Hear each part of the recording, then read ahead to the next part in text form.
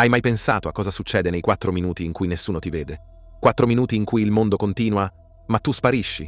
Non è un sogno, non è una leggenda, è successo e potresti essere il prossimo. Questa non è solo una storia dell'orrore, è una testimonianza, è il racconto di quando il tempo si è rotto e io sono scomparso. Cosa sono 4 minuti? Pochi? Troppi?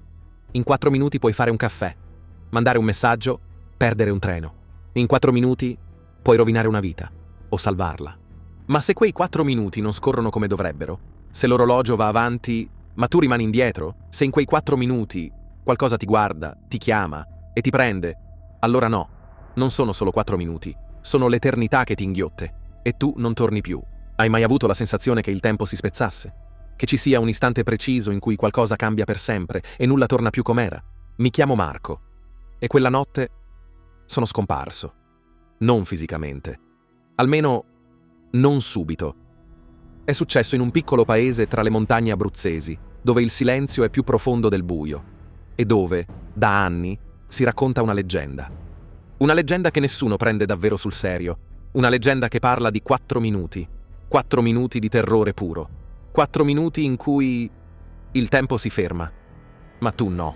Era ottobre. Tornavo nel mio paese d'infanzia dopo tanti anni. Mio zio era morto e avevo ereditato la sua casa. Una baita in pietra, ai margini del bosco, dove la linea del cellulare non arriva mai.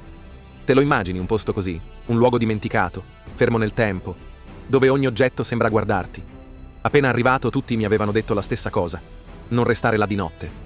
Dopo le 11 chiudi tutto. Non ascoltare niente. E soprattutto non guardare l'orologio. Chi ci crederebbe? Io no. Non allora. La prima notte è stata tranquilla. O quasi. Un rumore nel bosco. Dei passi. Troppo lenti per essere di un animale. Troppo pesanti per essere il vento. Ma mi sono detto che era solo suggestione. Poi ho trovato un biglietto sotto la porta. Se senti bussare tra le 23:44 e le 23:48, non aprire. Anche se senti la tua voce chiamarti da fuori. Ho pensato fosse uno scherzo. Ma la grafia era quella di mio zio. La seconda notte ha piovuto. E a un certo punto la luce è andata via. 23:43. L'orologio ha fatto uno scatto secco. 23:44. Bussarono. Non piano. 3 colpi. Precisi. Poi ho sentito la mia voce. Marco, apri. Ti prego. Mi hanno preso. La mia voce. Identica. Ma io ero dentro casa. Hai mai sentito la tua voce fuori da te? Hai mai avuto la sensazione che qualcuno o qualcosa potesse copiarti perfettamente? Sono durati un'eternità. Non mi sono mosso. Non ho respirato. La voce continuava, piangeva, supplicava, poi rideva, sottile, agghiacciante, come se si stesse divertendo. E l'orologio si era fermato. Ma io continuavo a sentire i secondi passare. Il tempo era rotto. Ma io no. Alle 23:48 tutto è cessato. Il mattino dopo sono tornato in paese. Avevo bisogno di spiegazioni. Un vecchio del bar mi ha fissato in silenzio. Poi mi ha detto: tu hai sentito la voce, vero? Allora è troppo tardi. Sei segnato.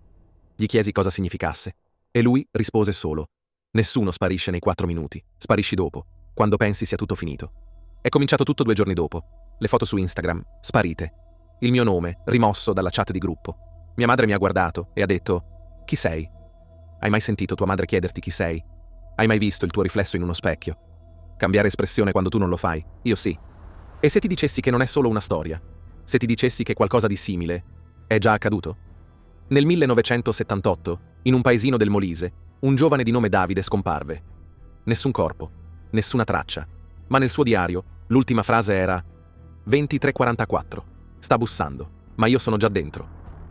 Il caso venne archiviato come fuga volontaria, ma ogni anno, nella stessa casa, qualcuno sente bussare. E a volte qualcuno apre. So cosa stai pensando. È solo una storia inspiegabile. Ma c'è un'altra ragazza, un altro giorno qualunque, un altro posto in cui il tempo si è fermato e nessuno ha saputo spiegare il perché. Come spieghi questo? Come si può scomparire nel cuore di una città, in pieno giorno, senza lasciare tracce? Come si può restare per anni in un luogo sacro, senza che nessuno ti trovi? Non è solo un mistero, non è solo un caso, è un disegno, un pattern che si ripete, sempre quando abbassi la guardia. 12 settembre 1993. Una ragazza entra in una chiesa nel centro di Potenza. Elisa Claps ha 16 anni. Dice alla madre che tornerà subito. È mezzogiorno, sole alto, gente in strada. Ma Elisa svanisce. Nessuna telecamera, nessun testimone. Solo silenzio. E un dettaglio inquietante. L'orologio del campanile, quel giorno, si ferma per 4 minuti, dalle 12:04 alle 12:08. Coincidenze? Può una ragazza sparire nel cuore di una città in pieno giorno, senza lasciare traccia, come se il tempo si fosse piegato, come se per 4 minuti il mondo avesse chiuso gli occhi? Cosa succede quando il tempo si ferma? E tu no. Eppure bastano 4 minuti per non vederla mai più. La polizia cerca. Le autorità indagano, ma nessuno riesce a spiegare cosa sia successo in quei 4 maledetti minuti. Non ci sono testimoni, non ci sono rumori, non ci sono tracce. Hai mai pensato che certe scomparse non siano fughe, ma scivolamenti? Hai mai pensato che non siano loro a sparire, ma noi a smettere di vederli? Solo un tempo che si spezza, un orologio invisibile che smette di battere. 4 minuti. 17 anni dopo, gli operai salgono nel sottotetto della chiesa della Santissima Trinità. Stanno cercando infiltrazioni d'acqua, ma trovano il corpo di Elisa, mummificato, disteso nel buio, accanto a lei, un paio di occhiali, i suoi, 17 anni. Nessuno ha mai sentito nulla, nessuno ha mai guardato in alto. E allora ti chiedo, è possibile che un corpo resti lì per anni senza che nessuno lo veda? O forse non volevano vederlo? Forse non è solo un mistero, forse è una crepa, un punto in cui il tempo si è spezzato, un punto in cui qualcosa è entrato e ha preso ciò che voleva. Tu ridi dei racconti, delle superstizioni, delle ombre nei vicoli. Ma dimmi, quante volte sei entrato in un luogo sacro, senza sapere cosa c'era sopra di te? Quanti luoghi, quanti istanti, quanti attimi sono bastati per cambiare tutto? Elisa Claps è entrata in chiesa, e in 4 minuti è stata risucchiata da un silenzio lungo 17 anni. So cosa stai pensando. È solo una storia, è solo suggestione, è solo una coincidenza. Ma dimmi, tu lo sai spiegare cos'è il tempo? Hai mai provato davvero a capirlo? Non quello degli orologi. Parlo del tempo che senti sotto la pelle. Quello che si spezza nei sogni, quello che si dilata quando hai paura, quello che si ferma quando qualcosa entra nella stanza e tu non puoi vederlo. Cosa sei tu senza tempo? E se esistesse una crepa nella realtà, un punto preciso in cui ciò che conosci si rompe e da quella fessura entra qualcosa che non ha nome, non ha volto, non ha fretta. Tu combatti ogni giorno contro ciò che non capisci. Ridi dei racconti, dei segreti di paese, delle storie dei vecchi.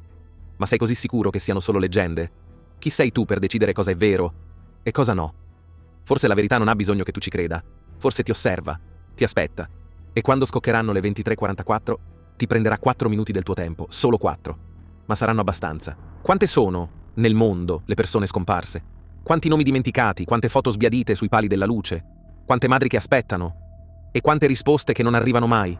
E se non fosse solo sfortuna? E se non fosse solo caso?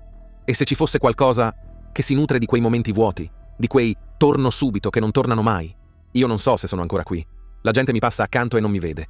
Le mie dita digitano queste parole, ma non so se arriveranno a qualcuno. Se senti bussare tra le 23:44 e le 23:48, non aprire, anche se la voce sei tu. Soprattutto se la voce sei tu, perché forse non sei mai stato davvero solo. Hai mai sentito te stesso bussare da fuori? Perché io, sì, e non sono più tornato. 4 minuti, pochi, troppi, bastano per far sparire una persona, bastano per cambiare una vita, bastano per farti credere che nulla sia reale. Ma il tempo non sbaglia, il tempo si ricorda. E quando suoneranno di nuovo le 23:44, forse toccherà a te.